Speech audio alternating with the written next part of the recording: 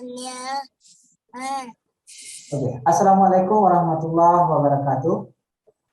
Waalaikumsalam warahmatullahi wabarakatuh. Baiklah anak-anak semuanya, bertemu lagi dengan Bapak. Pada kesempatan kali ini kita akan belajar kembali sebagaimana yang sudah kita sepakati sebelumnya. Daripada itu, sebelum memulai pelajaran, marilah kita berdoa bersama yang akan dipimpin oleh ketua kelas. Silakan Midoni.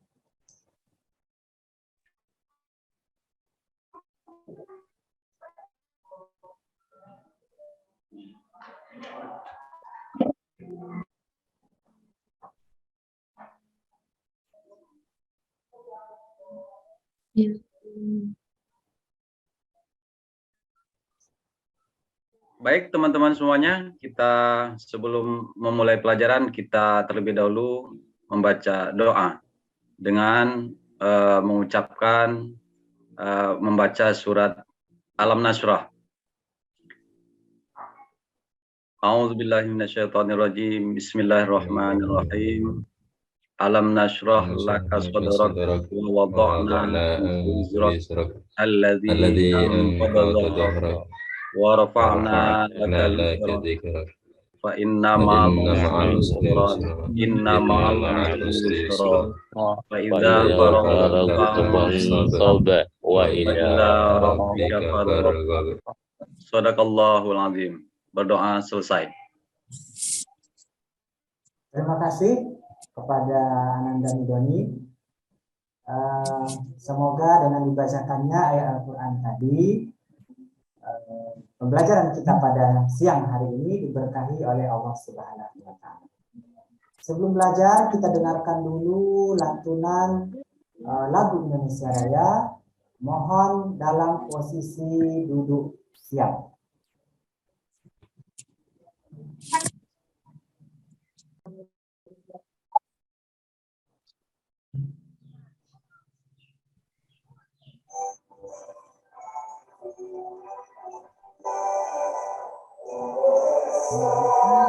Tanah airku dan tumpahkan di sana aku berdiri jadi pandu ibuku. Indonesia kebangsaanku, bangsa Indonesia bersatu.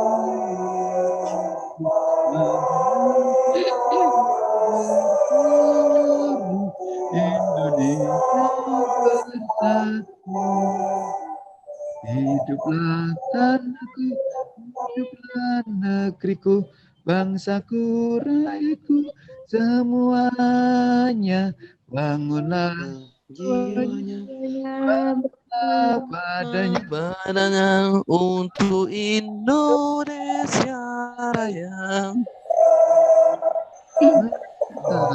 Merdeka tanahku, negeriku yang kucinta. Indonesia Raya, merdeka, merdeka, hiduplah Indonesia Raya. Indonesia Raya, merdeka, merdeka, tanahku, negeriku yang kucinta. Indonesia Raya, merdeka, merdeka, hiduplah Indonesia Raya.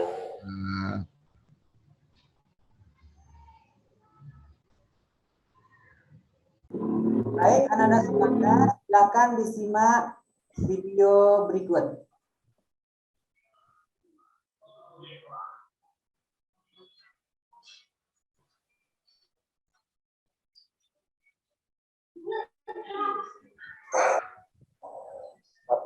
Yang dibawa oleh Nabi Muhammad Sallallahu Alaihi Wasallam, baik hukum yang berhubungan dengan akidah maupun hukum-hukum yang berhubungan dengan amaliyah.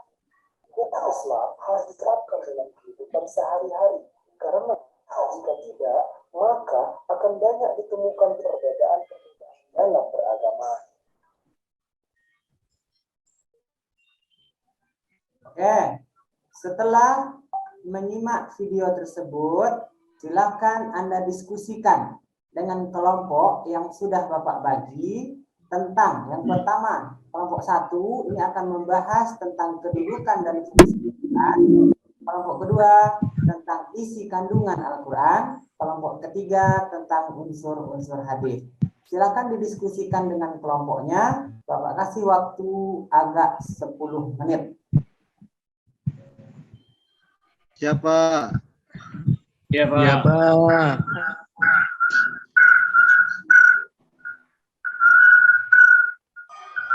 Oke, kelompok apa yang selesai? Kelompok 1 sudah? Siapa? Kelompok 1. Silakan yang ditampilkan.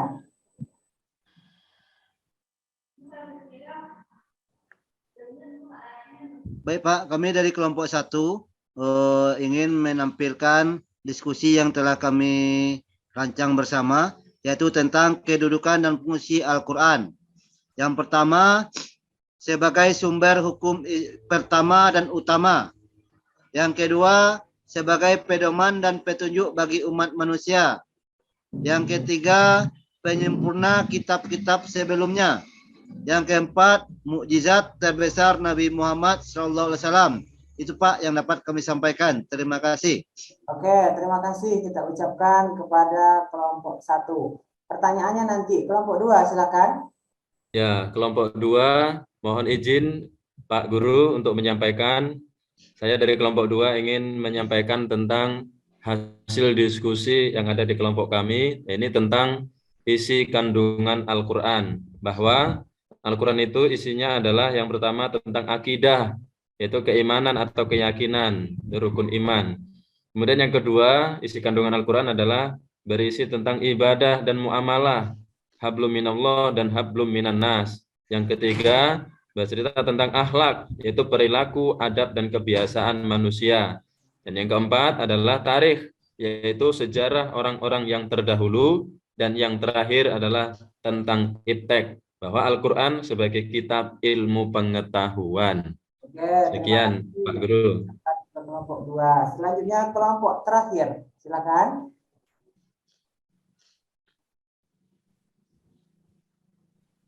Henry.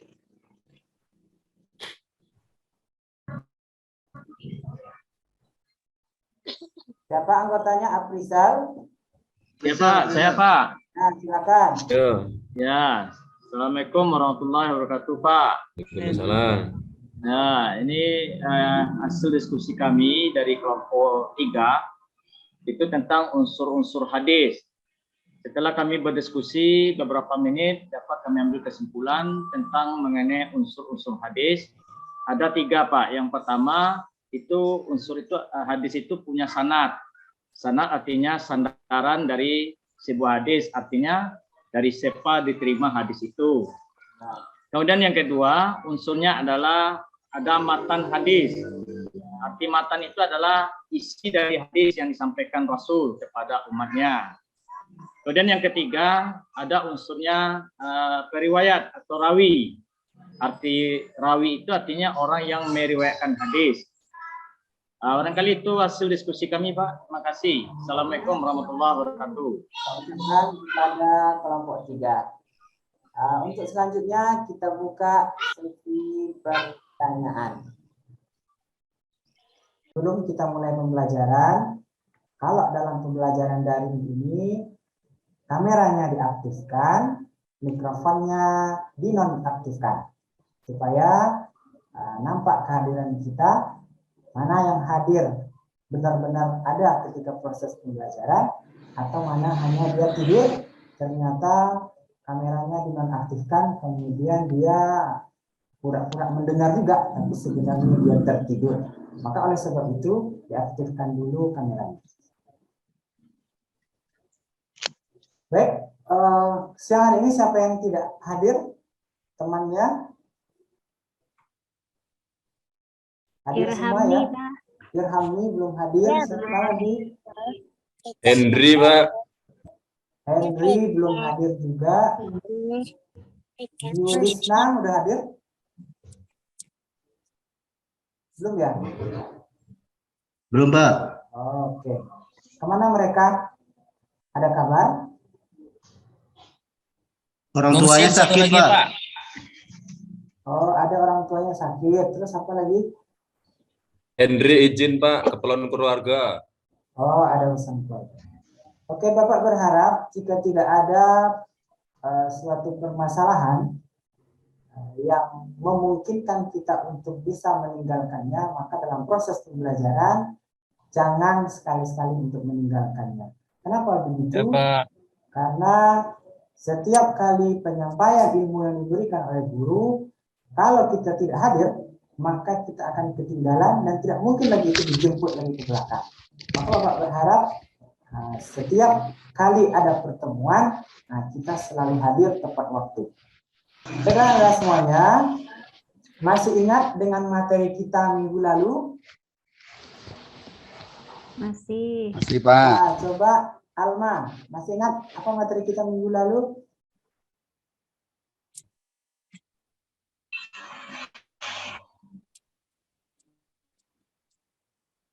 Tentang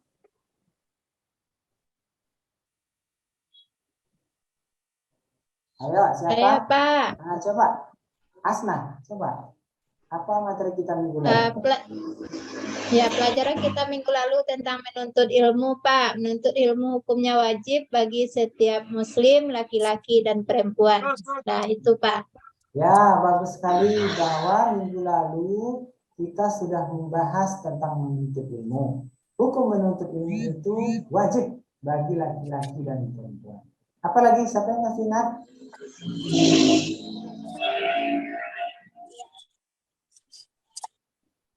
Apa kira-kira kelebihan orang yang berilmu? Siapa yang masih ingat?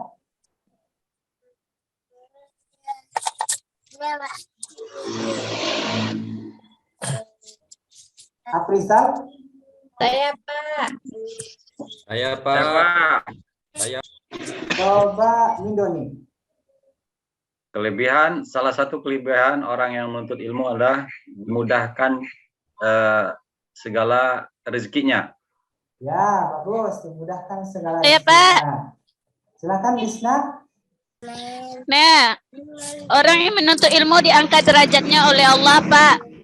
Nah, diangkat derajatnya oleh Allah Subhanahu wa Ta'ala. Apalagi? Masih ingat? Saya, Pak. Coba ini. Orang yang menuntut ilmu dimudahkan jalannya masuk surga, Pak. Nah, dimudahkan jalannya masuk surga oleh Allah. Bagus sekali. Baiklah, anak semuanya. Bapak rasa pada materi yang minggu lalu Anda sudah menguasai. Nah, untuk materi sekarang kita akan membahas mengenai sumber hukum Islam.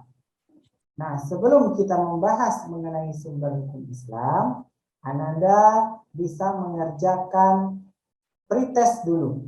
Bapak ingin melihat bagaimana kemampuan Anda terkait dengan materi yang akan kita pelajari pada saat ini. Bapak akan membagikan linknya di grup chat. Nah, silakan nanti dikerjakan. Sebentar.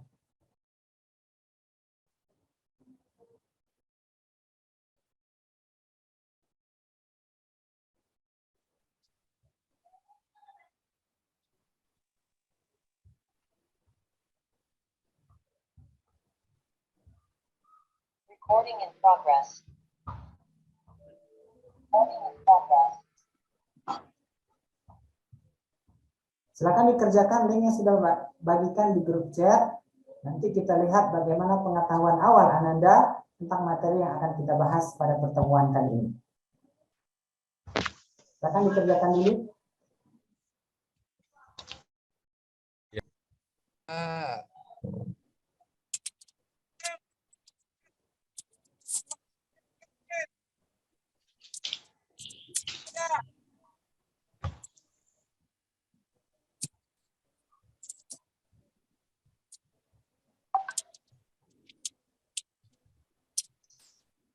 Recording in progress.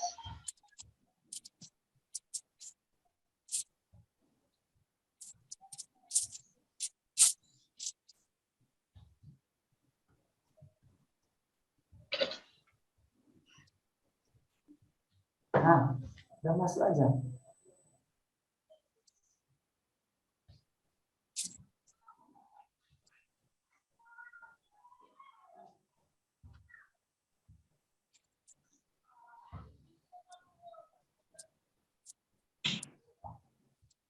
Satu orang baru mengerjakan.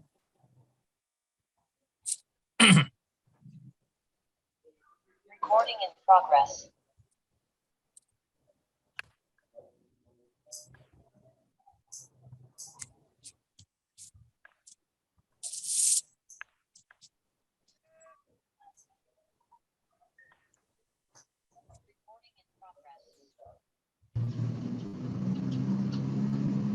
Nah, sudah masuk Lisnaniati.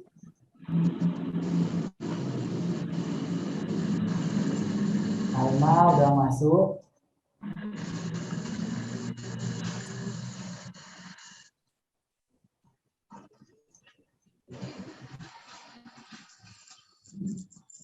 Recording in Dia progress. udah masuk.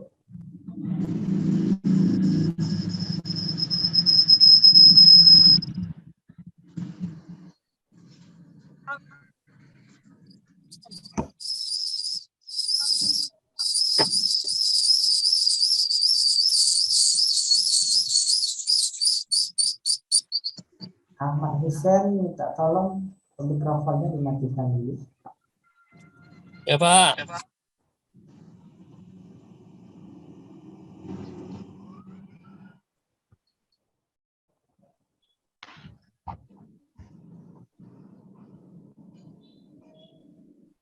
Recording in progress. Oke, berdasarkan hasil yang telah Anda kerjakan, Bapak melihat ada yang tidak paham sama sekali, ada yang sudah paham sekali, ada yang cukup paham.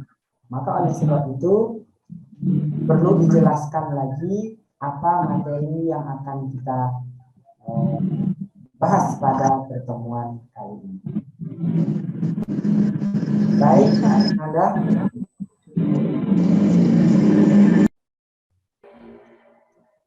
Pada kesempatan ini kita akan membahas materi tentang sumber hukum Islam. Nah, kira-kira Anda pernah mendengar kata-kata sumber hukum Islam?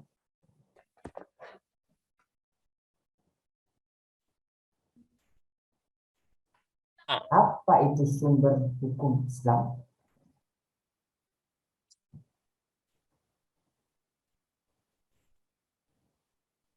Pernah dengar kata-kata sumber hukum Islam? Pernah. Pernah, Pak. Apa kira-kira sumber hukum itu? Sumber apa artinya? Sumber. Besar, Pak. Pertama, Pak. Dasar, Pak, dasar. Dasar. Sumber air misalnya, berarti Awal. asal atau awal. Nah, maka sumber hukum Islam itu dasar atau awal penetapan hukum dalam ajaran Islam. Silakan dibaca kompetensi yang akan kita pelajari pada hari ini. Siapa ya? Siapa yang bisa membaca? Yang nomor satu. Silakan, Midoni. Saya, Pak. Silakan, Midoni. Yang pertama, menganalisis kedudukan Al-Quran hadis dan ijma sebagai sumber hukum Islam. Kemudian yang kedua, mendeskripsikan macam-macam sumber hukum Islam. Oke, terima kasih. Kemudian indikator pencapaian kompetensi yang akan Anda dapatkan pada materi kali ini. Silakan siapa yang mau baca? Pak. Silakan, Pak. Henry. Ya, indikator pencapaian kompetensi, menganalisis makna Al-Quran, hadis, dan ijtihad sebagai sumber hukum Islam. Oke, yang kedua. Kedua, menganalisis kedudukan Al-Quran, hadis, dan ijtihad sebagai sumber hukum Islam. Ketiga, menguraikan macam-macam sumber hukum Islam. Oke, terima kasih, bagus sekali. Nah, ini yang harus Ananda peroleh ketika mempelajari sumber hukum Islam. Ini yang akan Ananda capai pada pembelajaran kali ini. Nah, adapun tujuan pembelajaran kita, siapa yang mau baca? Saya, Pak. Silakan, Gus Ahmad Husain. Tujuan pembelajaran. Poin 1, setelah mengamati video, peserta didik mampu menganalisis makna Al-Quran, hadis, dan ijtihad. Poin 2, setelah mengamati video dan membaca berbagai sumber, peserta didik mampu menganalisis kedudukan hadis dan ijtihad sebagai sumber hukum Islam. Poin yang ketiga, setelah mengamati video dan membaca berbagai sumber, peserta didik mampu menguraikan macam-macam sumber hukum Islam. Oke, bagus sekali. Coba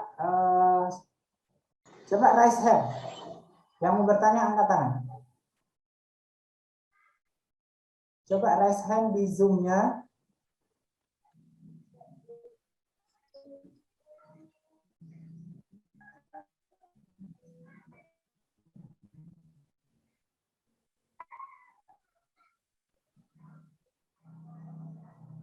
Silakan angkat tangan di raise hand.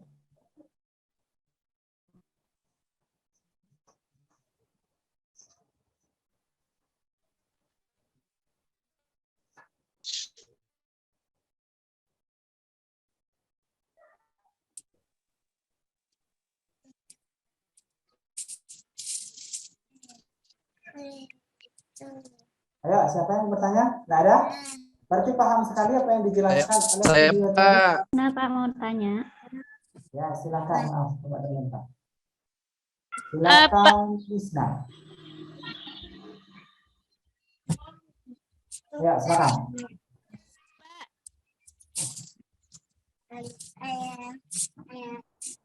Tadi Al-Quran itu kan bersifat dinamis, Pak. Ya. Maksudnya apa itu, Pak? Oke, Al-Quran itu bersifat dinamis. Nah, kira-kira maksudnya apa? Iya, Siapa Pak. yang bisa menjawab pertanyaan dari temannya?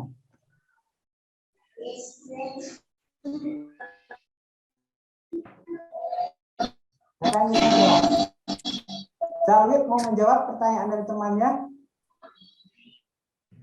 Belum Pak, Pak Husain Pak.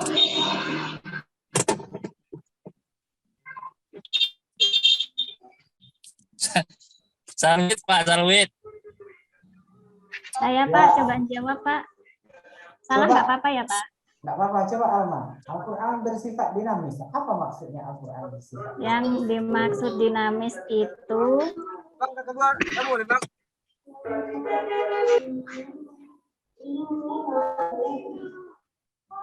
Tidak diam Pak. yang maksudnya dinamis itu dia berlaku di mana saja, kapan saja, dan bisa untuk siapa saja gitu, Pak. Oke, bagus sekali. Al-Quran itu dia bisa berlaku di mana saja, kapan saja, dan dimanapun. Maka dia menyesuaikan diri. Oke, ada lagi yang menambahkan jawabannya?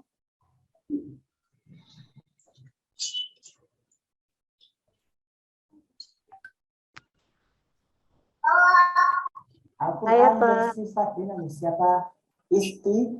Iya Pak, Pak. Siapa Isti? Ya, Al-Quran bersifat dinamis, dia tidak bisa dirubah-rubah Pak. Dia tetap murni, dijaga kemurniannya ya Pak ya. Al-Quran itu sebagai sumber hukum dia bersifat dinamis. Artinya dia tetap, dia konsisten, begitu ya? Iya, benar nggak Pak? Benar nggak gitu? Siapa yang mau menambahkan jawabannya? Benar nggak jawaban Isti? Tadi malam baca gitu Pak. Al-Quran itu dia konsisten, tidak bisa berubah-ubah. Coba Henry Pak. Henry, coba Henry. Ya Pak. Iya, Al-Quran kan nggak bisa berubah-ubah, Pak. Ayat-ayatnya juga. Jadi bersifat dinamis. Nggak belajar itu, Pak. Dinamis itu apa artinya? Tetap, ya, Pak. Pak. Tetap, Pak. Saya Pak. Coba Ahmad Husen. Kok Pak Husen? Ya Husen Pak ya. Al-Quran itu dinamis, tidak bisa dirubah-rubah, namun dia relevan sepanjang masa Pak. Al-Quran itu dinamis, kemudian tidak bisa dirubah-rubah, tetapi dia relevan untuk sepanjang masa. Oke, sudah hampir mendekati. Sedikit lagi. Nursin, coba. Saya Pak. Nursin. Nursin, coba. Ya, Al-Quran itu mempunyai sifat mutlak, tidak diragukan oleh sebab meragukan kejadian yang sebenarnya. Nursin konsep Pak. Iya Pak, benar dia nyontek Pak. Nyontek Ya. Pak. Ya, gitu Pak, nyontek Pak. Tidak apa-apa, yang penting ada usaha untuk mencari jawaban, walaupun pertanyaannya agak kurang sinkron dengan yang dijawab. Sekarang. Itu ya Pak ya. Sekarang. Saya Pak. Oke, Aprisan. Ya Pak. Dinamis itu artinya kan tidak berubah tuh Pak. Jadi tetap, jadi ayat-ayat Al-Quran itu tetap fungsinya jelas di satu Pak. Itu maksudnya. Jadi Al-Quran itu bersifat Jadi Al-Quran itu disebut dinamis. Dinamis artinya berubah, statis yang tetap. Ya kan? Nah, apa yang berubah pada Al-Quran itu? Al-Quran mampu menyesuaikan diri dengan perkembangan zaman. Isinya tidak berubah. Dulu ada persoalan ketika di zaman Nabi tentang pembunuhan, tentang korupsi, tentang penculikan. Sekarang juga ada persoalan seperti itu. Maka Al-Quran itu isinya tidak berubah. Yang berubah itu kemampuan Al-Quran menyesuaikan diri dengan perkembangan zaman. Jadi dinamis itu artinya menyesuaikan diri dengan perkembangan zaman. Oke, ada lagi yang mau bertanya terkait materi kita tadi?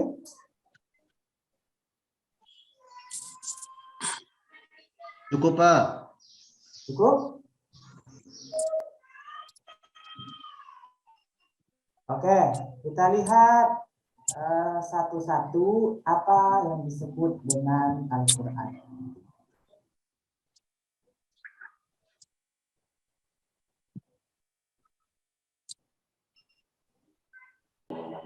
Sumber hukum Islam itu ada 3. 1 Al-Quran, 1 lagi hadis, 1 lagi ijtihad. Kenapa harus ada 3? Kenapa kita tidak Al-Quran saja? Atau kenapa tidak hadis saja? Kenapa harus ada ijtihad? Nah, kita lihat nanti. Sekarang kita lihat satu-satu. Secara bahasa, Al-Quran berasal dari bahasa Arab.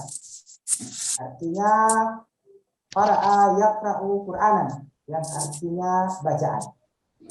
Secara istilah, Al-Quran adalah kalam Allah atau perkataan Allah. Yang disepakati oleh ulama, pengertian Al-Quran itu cukup sampai situ saja. Al-Quran adalah kalamullah, perkataan Allah. Udah sampai di situ saja. Nah, kemudian untuk kesempurnaan, maka dibuat definisi yang lebih panjang dan yang lebih lengkap. Siapa yang mau baca? Coba Sudarsono.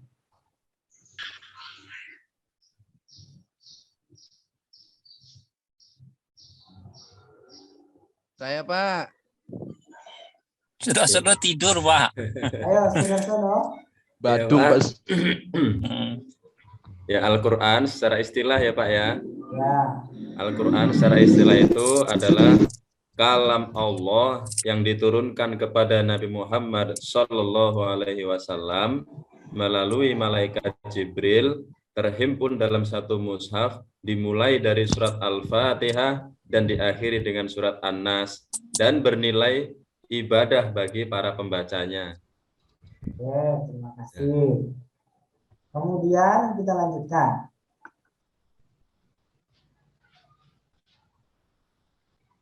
Kedudukan dan fungsi Al-Quran. Yang pertama, siapa yang mau baca? Nursil. Ya. Kedudukan dan fungsi Al-Quran. 1.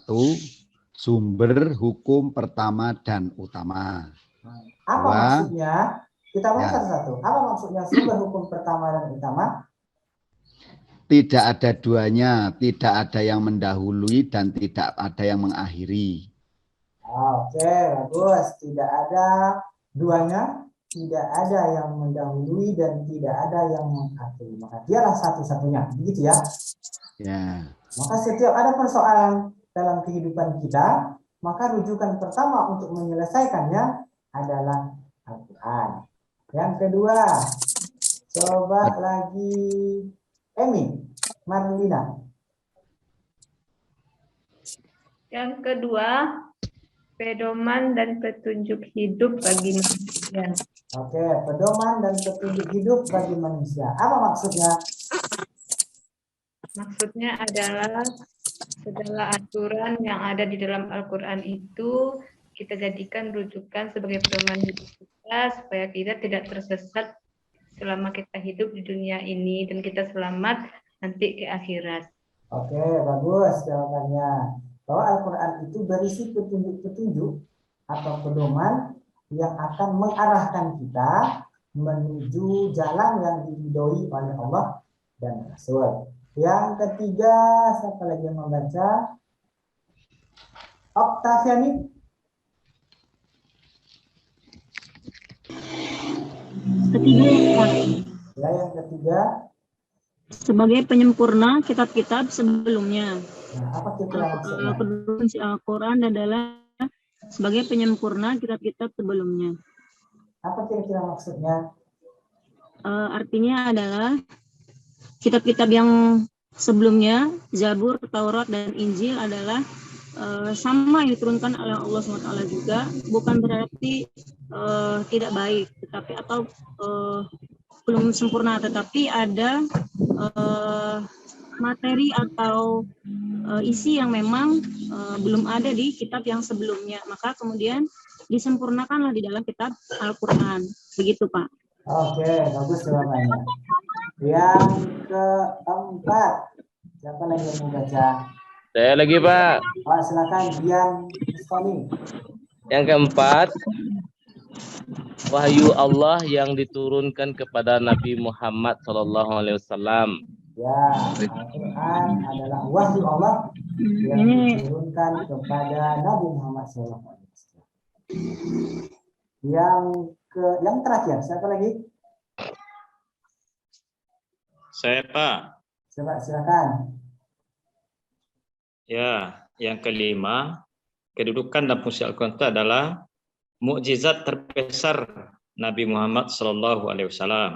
Ya, Al-Quran merupakan mukjizat terbesar Nabi Muhammad SAW yang berlaku sampai hari kiamat. Oke, kita lanjutkan. Ya.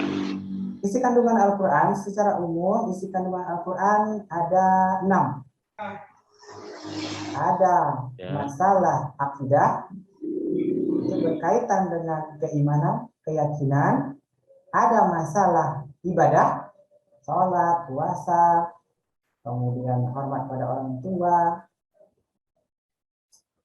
kemudian jual beli, kemudian pinjam meminjam, itu persoalan muamalah. Kemudian akhlak. Persoalan akhlak ini berkaitan dengan hal-hal perilaku manusia. Apakah tata cara berbicara kepada anak, berbicara kepada orang tua, guru, dan sebagainya. Kemudian tentang hukum-hukum. Misalnya apa hukum puasa, kenapa puasa wajib, kenapa sholat itu wajib. Nah, maka terdapat dalam Al-Quran.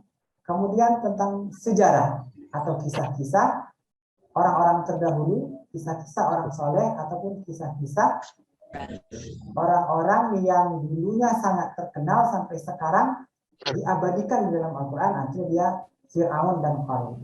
Kemudian ada ilmu pengetahuan. Maka Al-Quran berisi ilmu-ilmu pengetahuan, maka salah satu tugas manusia adalah menggali ilmu pengetahuan itu yang terdapat di dalam Al-Quran dan mengembangkannya sesuai dengan kondisi pada saat sekarang ini. Nah, kemudian kita masuk sumber hukum yang kedua. Mengenai Al-Quran tadi ada yang mau ditanyakan? Aduh, Pak. Silakan. Siapa ini? Saya, Pak. Jimmy. Lisna. Iya, Pak. Silakan. Pak, kandungan Al-Quran itu kan ada ibadah dan muamalah, Pak. Ya. Yang muamalah itu apa, Pak? Oke, muamalah itu apa? Siapa yang Iya. bisa jawab? Ibadah, sholat, puasa. Kalau muamalah apa? Siapa yang bisa Saya, jawab? Pak. Coba, Henry, apa itu muamalah? Jual beli, Pak. Salah satunya jual beli. Apalagi? Sugianti belum? Saya, Pak. Sugianti coba. Nggak ada suaranya dari tadi. Saya, Pak. Nah, coba apa Sering contoh tidur muamalah? kelas itu, Pak. Selain jual beli ada pinjam meminjam, Pak. Ada pinjam meminjam. Apalagi? Saya, Pak. Saya, Pak. Coba, apa lagi? Saya, Pak. Silakan. Siapa? Ini, Okta, Pak. silakan Okta. Ya. Muamalah itu adalah ibadah itu kaitannya dengan Allah SWT. Kalau muamalah itu kehidupan kita dalam berkegiatan dengan sesama manusia. Ya. Baik itu jual beli Benar sekali. dan lain-lainnya. Jadi ibadah itu hablum minallah, sedangkan muamalah hablum minanas. Hablum minanas. Ya, bagaimana Ya. hubungan kita dengan Allah itu namanya ibadah. Al-aslu fil ibadah at-tahrim kan gitu. Asal daripada ibadah itu adalah haram. Selama tidak ada dalil perintah yang mewajibkannya, maka tidak boleh dilakukan. Beda halnya dengan muamalah. Al-aslu fi muamalah al-ibahah kan begitu. Jadi asal daripada muamalah itu boleh sampai ada dalil yang melarangnya gitu. Ada lagi yang mau ditanya? Izin, Pak. Oke, silakan Midoni. Izin, Pak, mau ke toilet sebentar. Oh, boleh, silakan. Enggak, Pak. Dia ke kantin, Pak. Kasih waktu, Pak. Kantin agak 10 menit paling lama ya, jangan lama-lama. Pak, izin bawa makanan boleh enggak? Boleh, tapi tidak berbunyi ya makanannya. Jangan pula makan kerupuk ketika kita sedang Zoom. Ya Pak, terima kasih. Terusin makan-makan aja. Oke, kalau haus boleh nih, silakan. Enggak bawa minum, Pak. Boleh ngopi, Pak. Ngopi tidak apa-apa.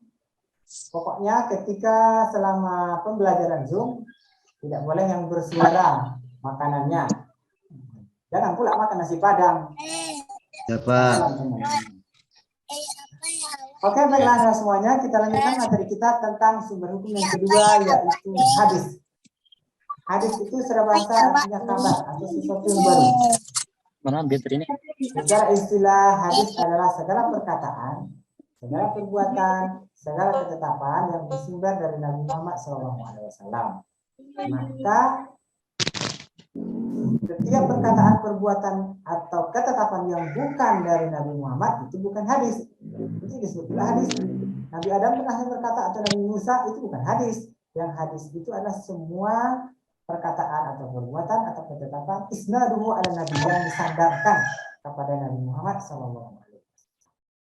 Nah, apa unsur-unsur hadis itu? Sebuah hadis itu harus disusun paling sedikit oleh 3 unsur utama. Yang pertama sanad, yang kedua matan, yang ketiga rawi.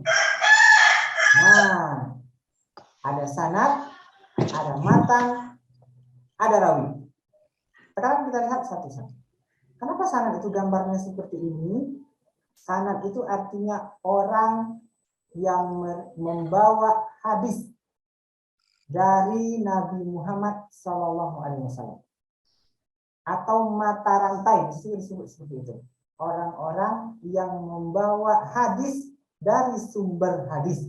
Nah, itu disebut dengan sanad. Matan itu adalah yang dibawanya.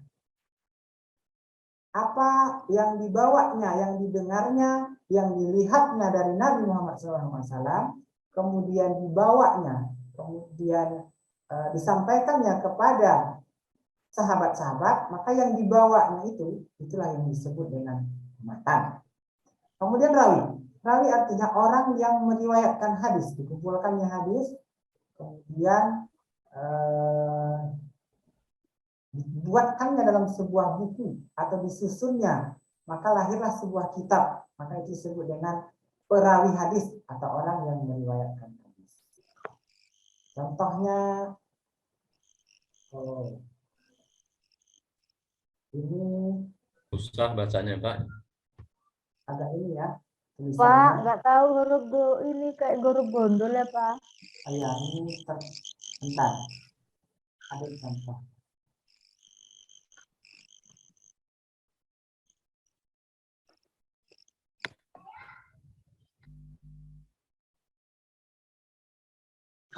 Ini sudah berapa menit nih saya? Sudah 30 Bentar, menit Pak. lebih nggak? Bikin ending aja Pak. Dari kepanjangan. Ini kepanjangan Ya. kayaknya ya. Iya Pak. Oke, ini kepanjangan.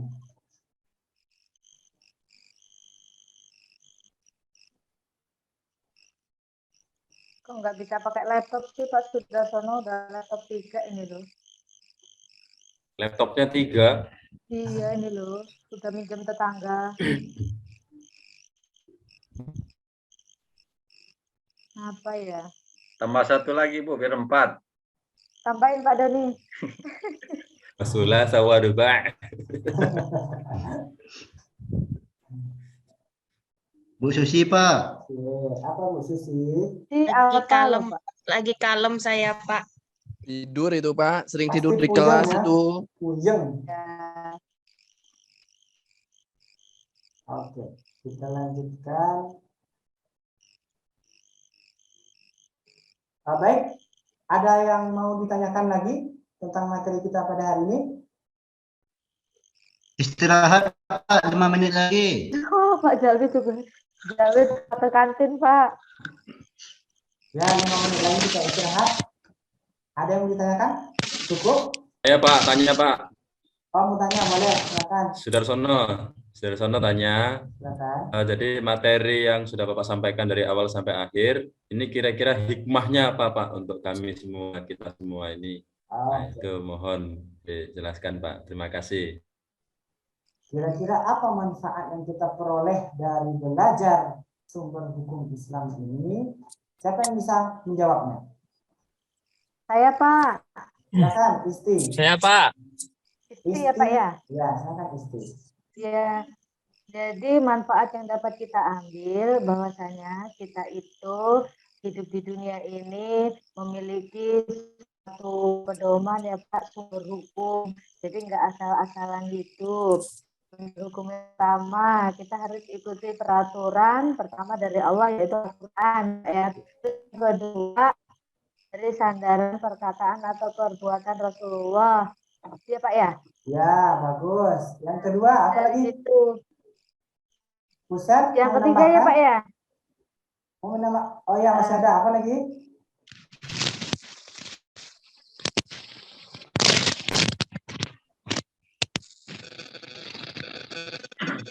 Siapa yang mau menambahkan? Saya Pak. Ya, silakan. Di dalam kehidupan ini, kalau ada permasalahan agama, maka yang pertama tempat kita berpedoman itu adalah kepada Al-Quran. Ya. Nah, karena Al-Quran adalah sumber utama dan pertama. Nanti Ya. kalau tidak ditemukan di Al-Quran Pak, kita tengok hadis Pak. Nah, itu. Oke, bagus sekali Kalau tidak ada di hadis jawabannya. lagi kita tengok ijtihad. Kalau tidak ada lagi di hadis, kita tengok Isya. Ya, bagus sekali jawabannya. Si A plus, Pak. Oke, kita kasih love untuk kita semua. Beri reason love untuk kita semua. Siapa? Oke. Baiklah, anda semuanya. Demikianlah materi kita pada hari ini. Bapak berharap Ananda tidak bosan-bosan untuk terus menggali ilmu pengetahuannya, karena untuk saat ini kalau kita tidak belajar maka kita akan ketinggalan, kita akan kalah dari teman-teman kita yang lain. Dari karena saring perkembangan waktu, perkembangan ilmu pengetahuan, harus teknologi, maka kita harus mengikuti perkembangan itu supaya kita tidak tergilas oleh perkembangan ilmu pengetahuan dan teknologi. Oke, sebelum kita akhiri, siapa yang bisa menyimpulkan materi kita pada pertemuan kali ini?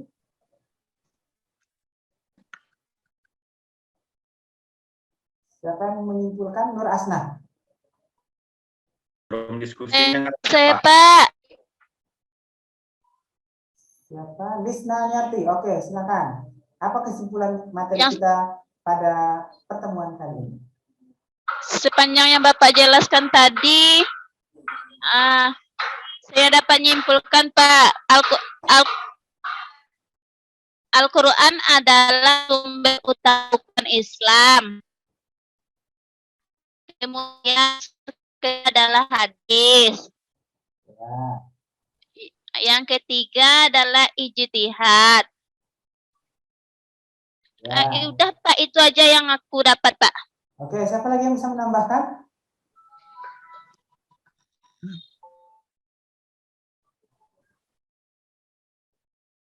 Cukup? Oke, baiklah Anda semuanya. Sebelum kita akhiri, Bapak ada soal untuk melihat sejauh mana Ananda mampu menangkap materi yang sudah Bapak jelaskan. Nanti silakan dikerjakan di link di grup chat yang sudah Bapak bagikan. Mungkin demikian saja pada pertemuan kita pada siang hari ini. Dan untuk minggu depan kita akan membahas tentang macam-macam hadis. Nah, mana saja yang bisa dipakai sebagai sumber hukum Islam. Demikian saja pertemuan kita pada hari ini. Kita akhiri dengan membacakan hamdalah. Alhamdulillahirrahmanirrahim. Ke kantin lagi Zalwi, ke kantin.